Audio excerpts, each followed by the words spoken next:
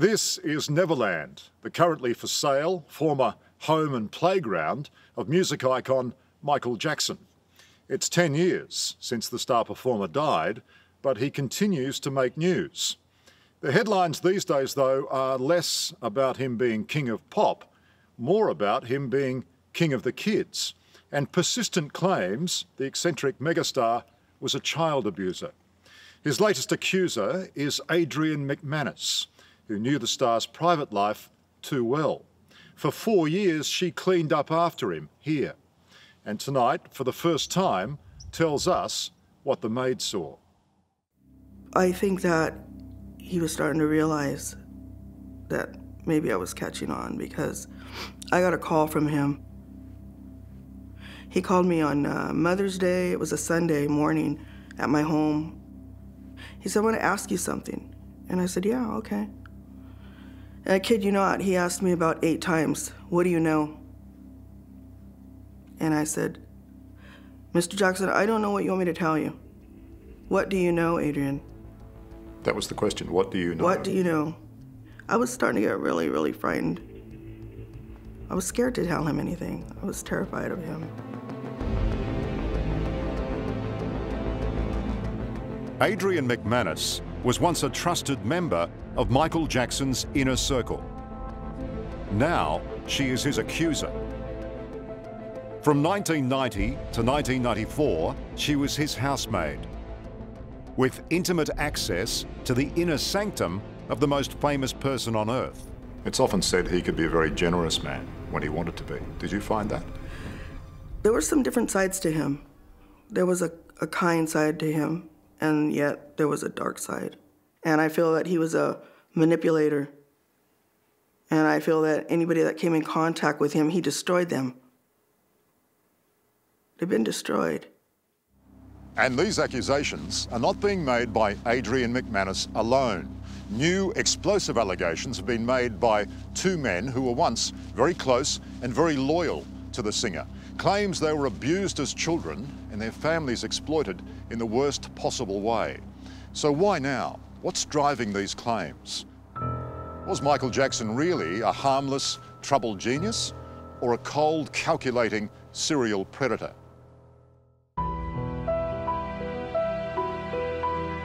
Adrian McManus is nervous on the drive through the Santa Ynez Valley to her old place of work.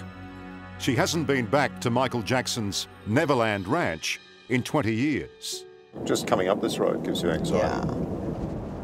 It's kind of like facing your nightmare, you know? The singer's fans still flock here for a glimpse of their idol's refuge. But for Adrian, it's far from a happy place. Up for sale for $67 million, Neverland remains empty and off limits to visitors.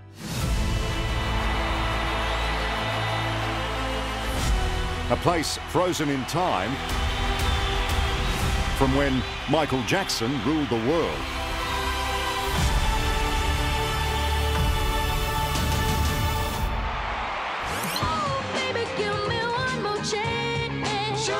From child prodigy to moonwalking megastar. People always told me, be careful what you do. Don't go around breaking young girls' hearts. There was no artist like him before or since. When you started working at Neverland, what was it like?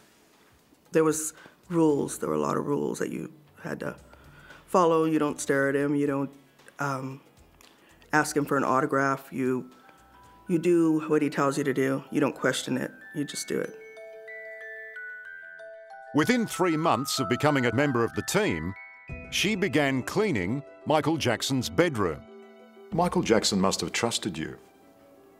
Yes, he did. He told me that I was excellent. And I did tell him, you know, maybe I'm not the person for you. And he said, "No, Adrian, you're excellent. Loyalty to me means a lot. You can be with me forever." The first time I cleaned his bedroom, I didn't even know where to start. He was the sort of classic rock star, was he? Just sort of dropped everything behind him and let you pick it up. Yeah, he was like that. Home videos from the time captured the singer relaxing at Neverland. It was a place to live out his fantasies, and he shared the fun with the children he surrounded himself with. What was the first thing for you? What made you first suspect that Michael Jackson had an unhealthy interest in children? I noticed that there were a lot of little boys. That's all that would hang around there. You wouldn't see like little girls, and I knew the little boys were there. When they would arrive, they would put their clothes in a suitcase in his room. I started realizing, thinking, wondering, when he was taking baths with them, they were sleeping in his bed. But there's sleeping and there's sleeping. Yeah. Yeah, you're talking about the worst kind of sleeping with children. Yes. I know the truth. I was there. And when I would go in the next day, there were little boys' underwears either on the floor with Michael's or they were in the jacuzzi. So you were suspicious as soon as you saw that? Yeah, I got suspicious. And then I would find underwears also in his bed. I did find underwears that were men's briefs in the walk-in closet, and they were, I don't like to say this, they were like crunchy, hard, with yellow stains all over them. I didn't know who they belonged to because the little boys started wearing Michael's briefs, and they would leave their underwears inside his drawer. The more Adrienne saw, the more convinced she was that Michael Jackson was a predator. A feeling she says was shared by other staff at Neverland. There was a lot of Vaseline at Neverland. Sometimes it was found in the golf carts when Mr. Jackson would take off with the boys. Vaseline? Yeah, Vaseline. And there was a lot of Vaseline in Michael's bedroom. It was actually all over the ranch. Is there possibly an innocent explanation for that? I don't think so. What disturbed Adrienne the most was the way the pop star would be physical with the kids who were entrusted to his care. They were sitting on his laps, the kids. I just saw a lot of maybe fondling, him maybe rubbing his hands in kids' hair, kissing them. When you say fondling? Hugging, kind of petting the kids. Petting the kids where? Kind of by the rear end. I didn't think it was appropriate because they're not his children, you know? I just didn't think it was right. Did you ever talk to anybody about it? You know, I signed a confidentiality agreement, and I was already conditioned and programmed, you don't question it. And we were told to stay away from the family. You're just a maid, you do your job. Every time we were together, it happened. There was no night that went by that I was with him that he didn't sexually abuse me. Adrienne is not the only one to be speaking out on the 10th anniversary of Michael Jackson's death. I was 7 years old. Michael asked, do you and the family want to come to Neverland? Hello, Wade. Today is your birthday, so congratulations. I love you. Goodbye.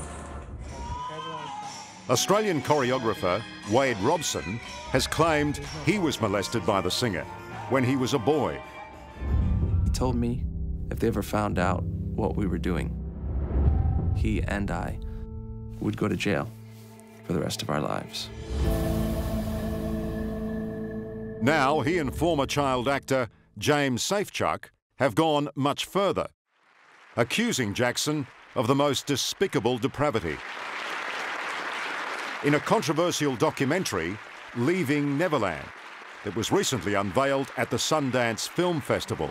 There are fans of Mr. Jackson who don't believe your story or perhaps don't want to believe it.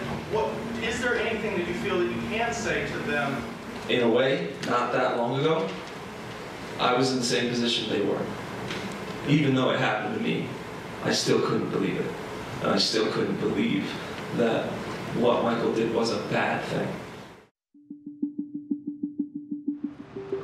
Would you have thought 14 years later all this would be regurgitated? I would never have imagined such a thing happening. I just still have trouble comprehending it.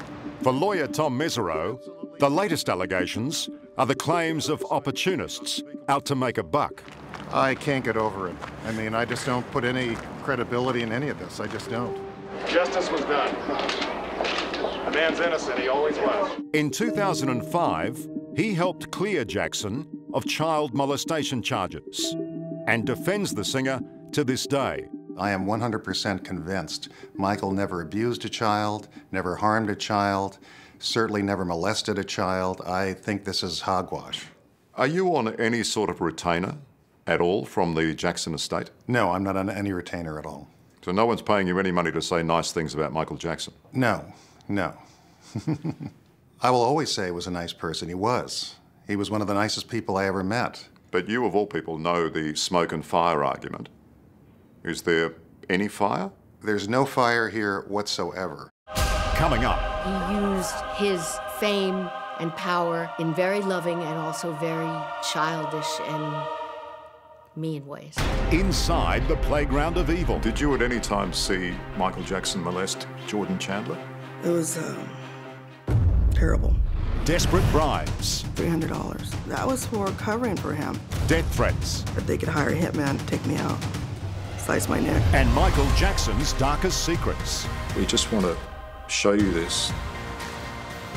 I remember that. I was working there when he was taping that. That's next on 60 Minutes.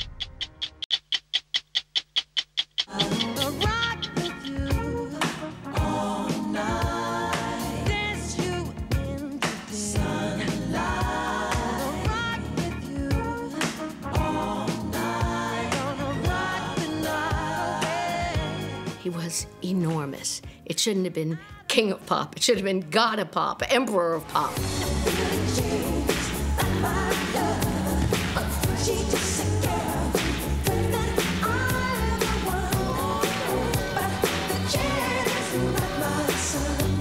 Charisma isn't even the word for the spell he had on people.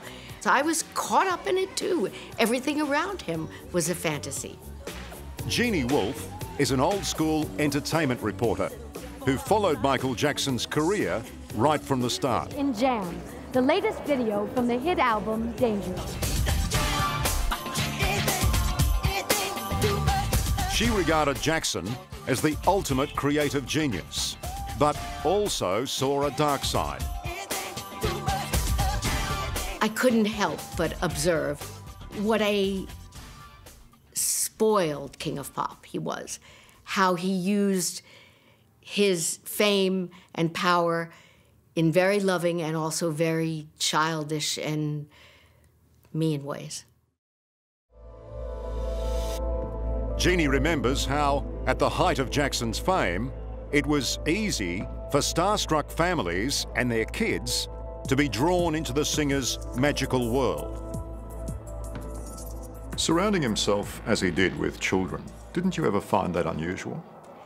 We didn't think much was unusual. He tried to be the Pied Piper. When I was around him, they were in groups. And all these little kids, some costumed, some just regular kids following him. And it just seemed like a comfort for him. And his explanation was he didn't have a childhood. Yes, did it seem strange? Did it seem eccentric? Yes. But that eccentricity allowed him to get away with a lot because it's Michael.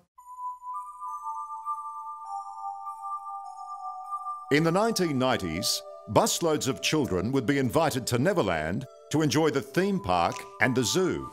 As you come down this way, you're going to see the game room is right there. Don't fall out. But Jackson's maid, Adrian McManus, says there was always a lucky few who seemed to receive special attention. Young boys like Home Alone actor Macaulay Culkin, who she claims she saw being touched inappropriately by the singer. You're on record, you're on public record, court record, it's talking about Macaulay Culkin. Do you stand by that story? I stand by what I said during my deposition. You know, I think it's best just leave it at that. Because Macaulay Culkin says it's preposterous, doesn't he? Yeah, He denies it to this day. he does. But you say it did happen. I say I saw what I saw. Macaulay Culkin has always supported Michael Jackson and denies the singer ever molested him. But back in 1993, another of Jackson's young male friends turned against him. 13-year-old Jordan Chandler accused Jackson of sexually abusing him during sleepovers at Neverland. Did you at any time see Michael Jackson molest Jordan Chandler? I saw some stuff that I didn't think was appropriate with Mr. Jackson and Jordy. What sort of things did you see with Jordan Chandler? Michael kissing on him. Michael's hands kind of very close to Jordy's crotch. It was terrible to see. Police launched an investigation into the abuse allegations. And Jordan Chandler's family announced they were preparing a civil case. But despite her strong suspicions to the contrary, in a sworn deposition, Adrienne McManus said she had never witnessed Jackson molest children. I was scared to say anything bad about Michael, Mr. Jackson. And then after that, after I did the deposition, probably 30 days maybe after, Michael called me at my home. She claims Jackson demanded to know what his personal maid had told investigators about his behaviour. Adrienne found herself in an unenviable position. I didn't think I was supposed to be doing that. I was kind of worried about that. But then I thought, well, you better do it, you know. So I did it. And then one day in the afternoon, he came up to me and he said, Adrienne, this is for you. And he handed me a little index card that was like stapled on the sides. And it said, thanks for everything. I opened it and it was $300. So that was for covering for him. He paid me $300. He was buying your silence for $300. Yeah. Michael Jackson fired back at his accusers in a live televised announcement from Neverland. There have been many disgusting statements made recently concerning allegations of improper conduct on my part. These statements about me are totally false. Don't treat me like a criminal, because I am innocent. I remember that. I was working there when he was taping that. 1993. Mm-hmm. Don't treat me like a criminal because I'm innocent. Does that bring back strong memories? It takes me back to that day. And it makes me mad that I had to be involved in something like that. Why me?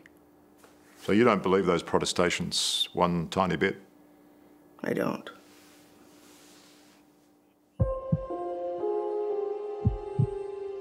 Jackson was never charged with molesting Jordan Chandler, but the young boy and his family received a $20 million settlement from the singer. It led to intense criticism. Jackson was buying the silence of his victims. Did you ever sexually engage, fondle, have sexual contact with this child or any other child? Never, ever. I could never harm a child or anyone. It's not in my heart. It's not who I am. And it's not what I'm not even interested in that. This is Joy Robson. You've known Michael Jackson. How would you describe your relationship with Michael? Well, Michael's like family to us. He's been very supportive personally and with Wade's career.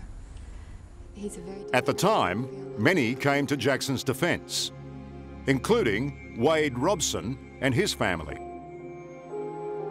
Wade was the 10-year-old Australian boy who developed an extremely tight bond with the singer and was still having sleepovers at the Neverland Ranch. Wade? How would you describe your relationship with Michael? It's a real close relationship. It's both sides friendly and business. We love each other both very dearly. We're just real good friends. How did you feel when you heard that a boy was alleging that Michael had abused him? I was shocked too, and I think it's sick, because I know Michael well enough that he wouldn't do anything like that. I know that for a fact.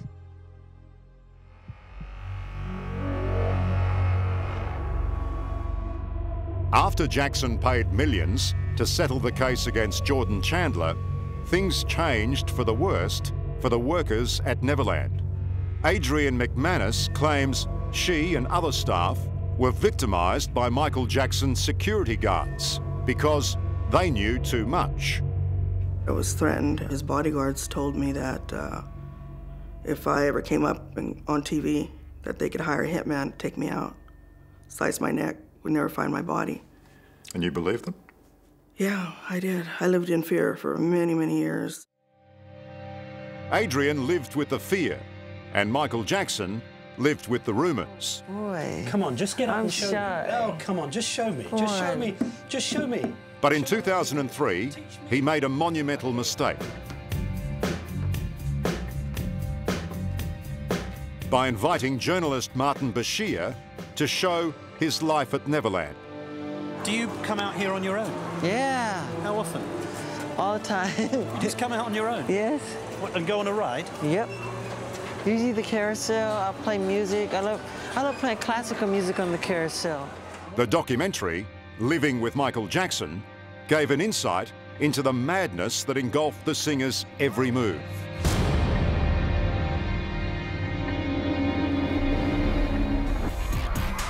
Michael Jackson had just dangled his new baby out of the window of a Berlin hotel. Here's the bottom. It's okay, just get this off. Ow! Oh, please don't cry, blanket. Oh, blanket, put it away. Okay, here we go. Abu, Abu, Abu, Abu. Yes, Abu. Blanket, blanket, blanket, blanket, blanket. I love you, blanket. Yes. Michael Jackson hoped the documentary would turn his reputation around. Instead, it destroyed it. Have you been hearing about what people have been saying? That's totally ignorant. I would never do that to my children or any child. Try to kill them? Come on, stupid. And why would I put a scarf over the baby's face if I was trying to throw him off the balcony? I think the Martin Bashir documentary was a disaster for Michael Jackson. I think he never should have trusted Mr. Bashir to do an objective, professional documentary. Jackson's lawyer, Tom Mesereau, believes it was a turning point. Why do you think that? You think the result was slanted, do you? I think Mr. Bashir turned it all against him, tried to create a sensationalist documentary for personal gain. That's my opinion. And it was spliced together and put together in a way which, in my opinion, was designed to make Michael look bad. What looked particularly bad was this. 12-year-old Gavin Arvizo had been recovering from cancer when Jackson met and befriended him. In the documentary, Martin Bashir asked the young boy about the sleeping arrangements at Neverland. And then he finally said, okay, if you love me, you sleep on the bed. I was like, oh, man. And so I finally slept on the bed. But Michael, you know, you're a 44-year-old man now. What do you get out of this? What do you get out of this? Why can't you share your bed? The most loving thing to do is to share your bed with someone. You know? You really think that? Yeah, of course. After the broadcast, Michael Jackson accused Bashir of betraying his trust and manipulating the interview. But the fuse was lit. Police raided Neverland Ranch. Well, there's also a door.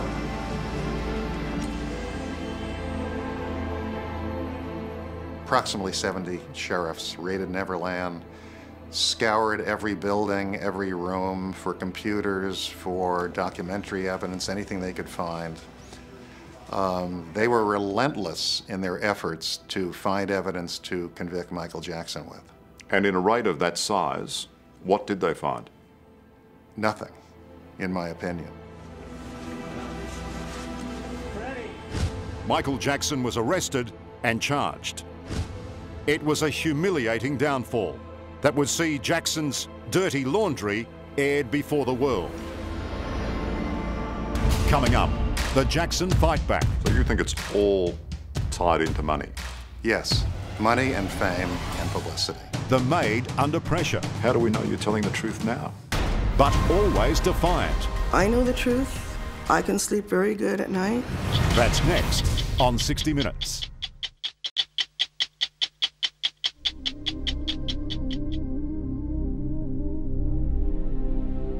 Adrienne McManus claims she has been left penniless by her 4 years working at Neverland as Michael Jackson's housemaid. When she left in 1994, she and 4 other employees sued the singer for wrongful termination and lost. Do you still owe the Jackson estate money? I probably do, but Michael's dead now, you know. You must know the amount. Well, you know, I know that I can't remember. It might have been, oh God, it was a lot of money. You were ordered to pay legal fees initially. Yeah, for breach of contract, for suing Mr. Jackson. Which was what, 1.6 million? It was probably, yeah. Just to refresh your memory. Yeah, okay, yeah. The sheriff hasn't come knocking at the door yet. No. And you hope they don't. Well, they do, they do.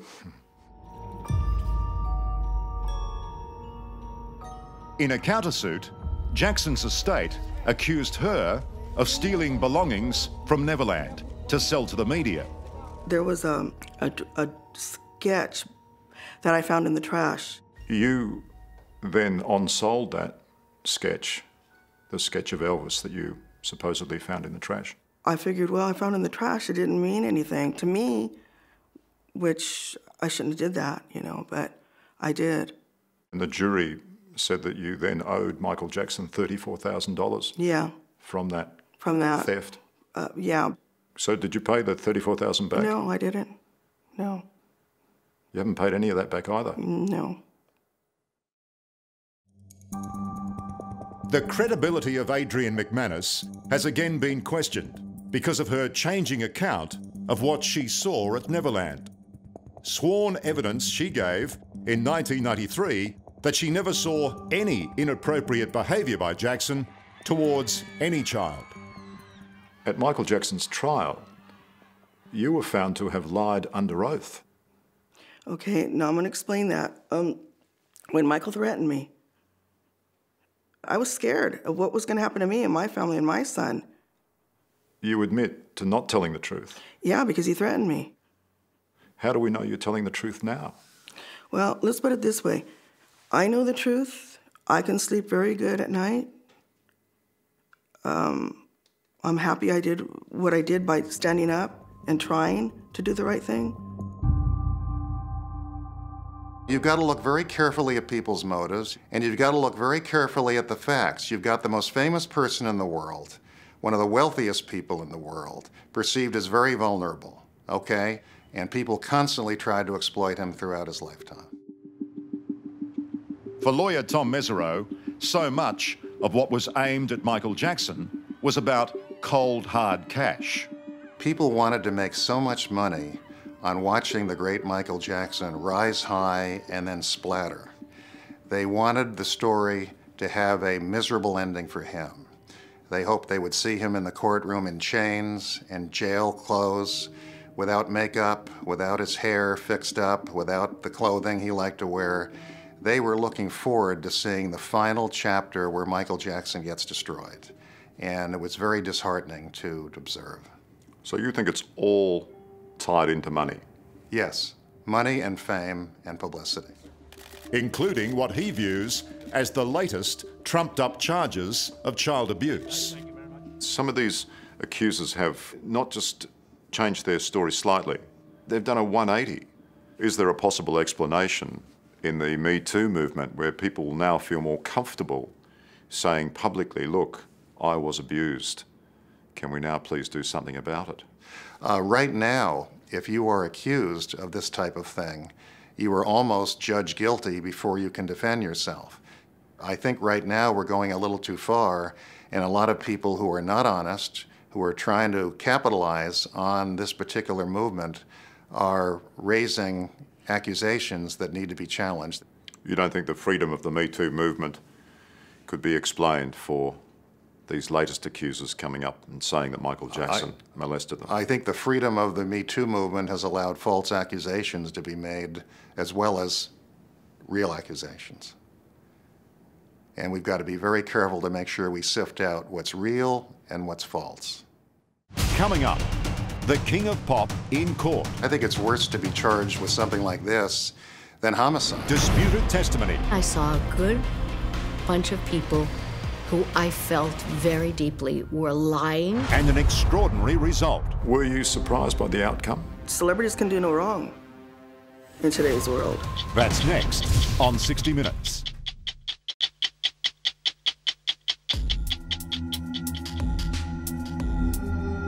Why can't you share your bed? The most loving thing to do is to share your bed with someone. By agreeing to participate in Martin Bashir's documentary, Michael Jackson, with the innocent assistance of his 12-year-old friend Gavin Arvizo, had given police all the reason they needed to investigate. Well, there's also a door. America, indeed the world, had never seen anything like it. In 2005, Jackson's case came to court. And so the stage was set for what would be one of the biggest trials of the century. It was a showdown more than a decade in the making and covered by twice as many media as turned up for the O.J. Simpson trial. Jackson faced 14 counts, from child molestation to conspiring to imprison the accuser and his family at the Neverland Ranch. If found guilty, he faced at least 20 years in jail. These are horrific charges. These are ugly, nasty charges. I think it's worse to be charged with something like this than homicide. I really do. The 14-week trial was a circus. I think you have just seen that it takes about 20 minutes to make it 100 yards when you're in Mr. Jackson's company. I love my fans. I love my fans. Every day, crowds would gather to see the King of Pop.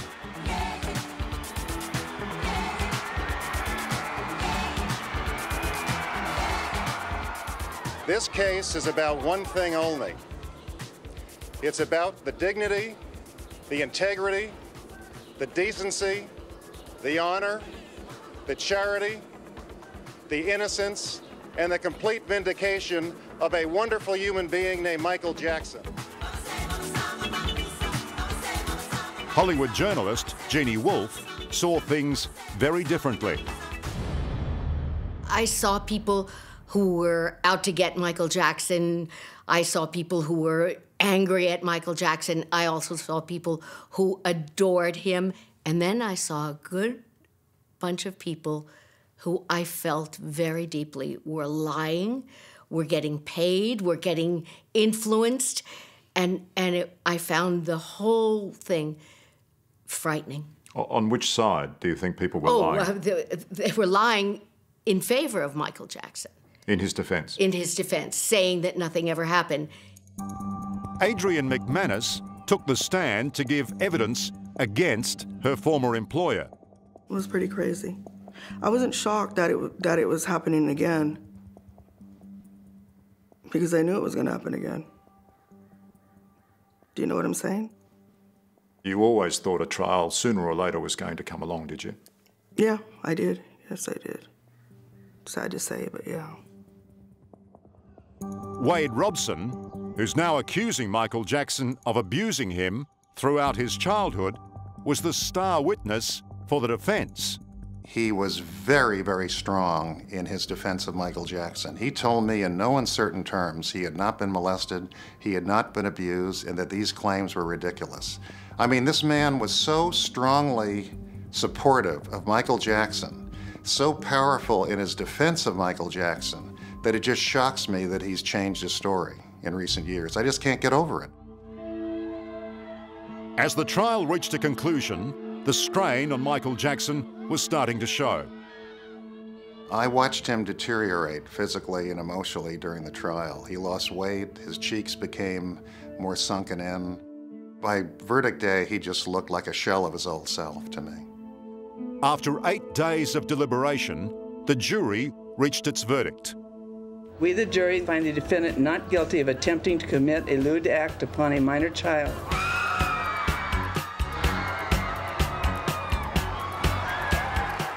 A unanimous decision of not guilty on all charges. That moment in the courtroom when they said not guilty, how many times? 14. 14 times.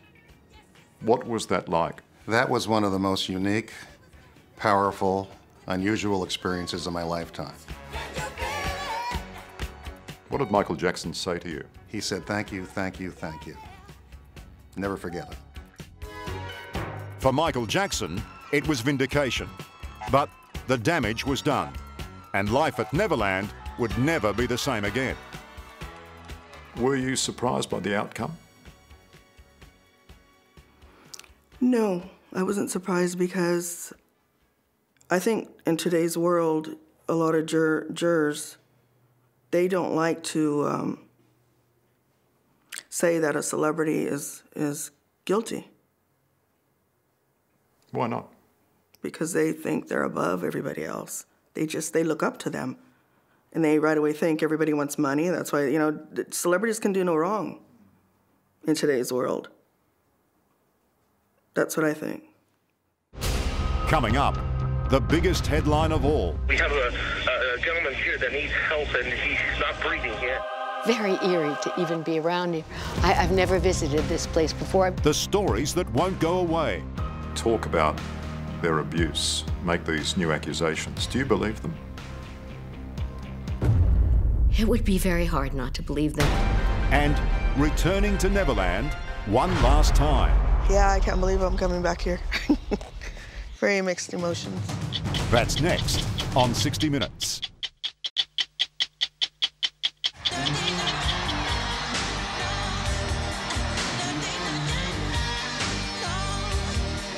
Michael Jackson might have been found not guilty of child sexual abuse in 2005, but the trial and the lurid headlines it created irreparably damaged his career. Never again would he hit the highs of the musical stardom he had once known.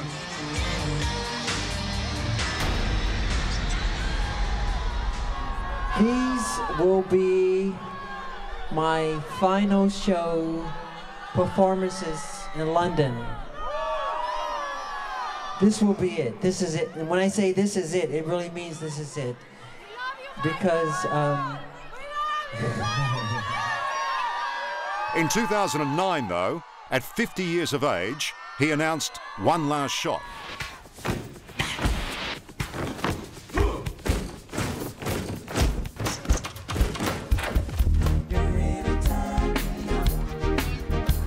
that's why we rehearse. It's okay, it's okay. Jackson called his farewell tour This Is It, and sold out 50 concerts at London's O2 Arena.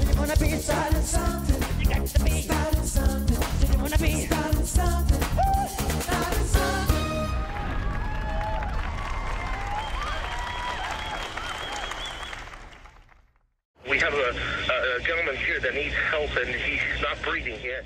But less than 3 weeks from the start of the tour, Michael Jackson made his biggest headline ever when he overdosed on prescription drugs and died. We have a personal doctor here with him, sir. Oh, you have a doctor there? Yeah, but he's not responding to anything to know. On the day Michael died, where were you? I came home and their father called me and he said, "Kat, you have to come down to the hospital." Like the rest of the world, news of Jackson's death was met with disbelief by his family, as his mum, Catherine, told Liz Hayes in 2013. Nobody would say anything. And I said, "Well, where's Michael? I want to go to his room. I want to go and visit him," you know. Nobody said anything. And then finally, in about 10 or 15 minutes later, they took me to a room and nobody would say anything. So finally, I said, "Well, did he make it?" And I was screaming like, did he make it? And Frank finally said slowly, no, he didn't make it. I don't know what happened after that. I guess I must have blacked out or screamed or something, but that's what happened.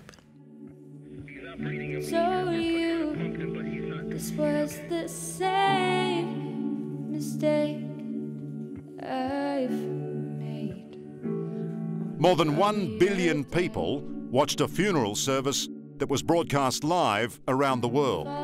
The curtain closing on one of the greatest entertainers who ever lived.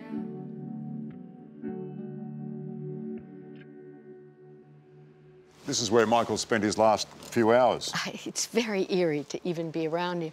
I've never visited this place before. I've never even wanted to. Returning to the mansion where Michael Jackson died is a reminder for Jeannie Wolf of what has been lost. Once blinded by his star power, she now views him differently. Do you think, Jeannie, that these latest accusations have affected the Michael Jackson legacy? I definitely do. I don't think people will look at him in the same way. I don't think his music will die. It's just too great. I think his music is beyond him, but the myth is gone.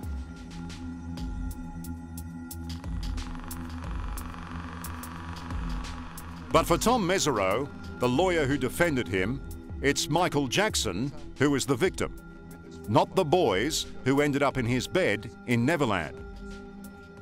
You're one person that knows in life there's a lot of grey, not a lot of black and white. But you're adamant, aren't you? You don't think Michael Jackson has molested one single person. Michael was a creative spirit. He danced to his own drummer. He saw things we don't see. He heard things we don't hear. He was a creative genius. He was eccentric, he was different, and he was an artist. I don't believe he was a molester for 5 seconds. If we look at the history of this, though, the number of accusers, Chandler, Gavin Arvizo, Wade Robson now, Jimmy Safechuck, I mean, are they all making it up? Let's look at them individually. Safechuck swore under penalty of perjury that he wasn't abused. Robson swore under penalty of perjury that he wasn't abused. Arvizo wasn't believed by the jury. 2 other people were paid off to end the litigation, to end the lawsuits so he could get on with his career. So when you look at everyone under a microscope, what do you really come up with? Not much. Well, a lot more than most mere mortals face in their lifetime. But he's the biggest target on the planet. He was the most famous person on the planet. He was immensely wealthy. He was perceived as immensely vulnerable. This made him a target throughout his life. And he's being attacked even in death by people who want money. The days were filled with magical childhood adventure experiences. Playing tag, watching movies, eating junk food, anything you could ever want as a child. Out of a storybook, right? Out of a fairy tale. Michael Jackson gave the world his music. But to his accusers, he took away so much. More than most, Jeannie Wolf has listened to what they've said and believes their accounts of what happened at Neverland are convincing. Jeannie, you've seen and heard Wade Robson and Jimmy Safechuck. Yes, I have. Talk about their abuse, make these new accusations. Do you believe them? It would be very hard not to believe them. How do you explain their complete reversal of their stories? They were both in love, as only a kid could be with Michael Jackson.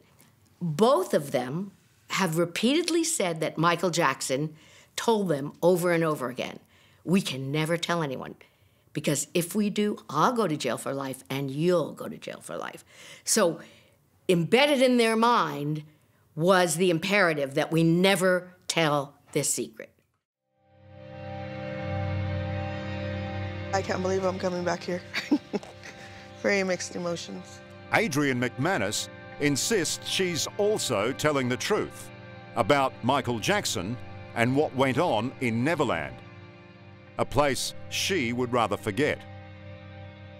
When you see these gates again, what's the abiding memory? Anxiety, misery. I would never go through those gates again, ever. That's how you think about all those years here, is it? Misery. Yeah, misery. A bad choice that I made.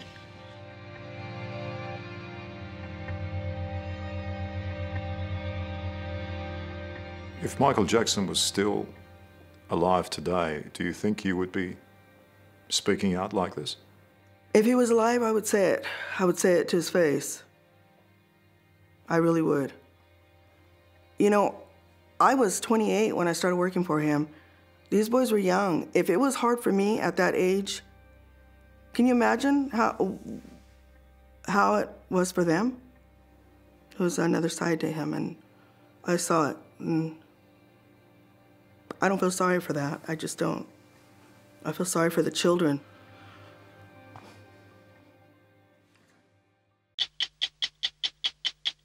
Hello, I'm Liam Bartlett. Thanks for watching. To keep up with the latest from 60 Minutes Australia, make sure you subscribe to our channel. You can also download the 9Now app for full episodes and other exclusive 60 Minutes content.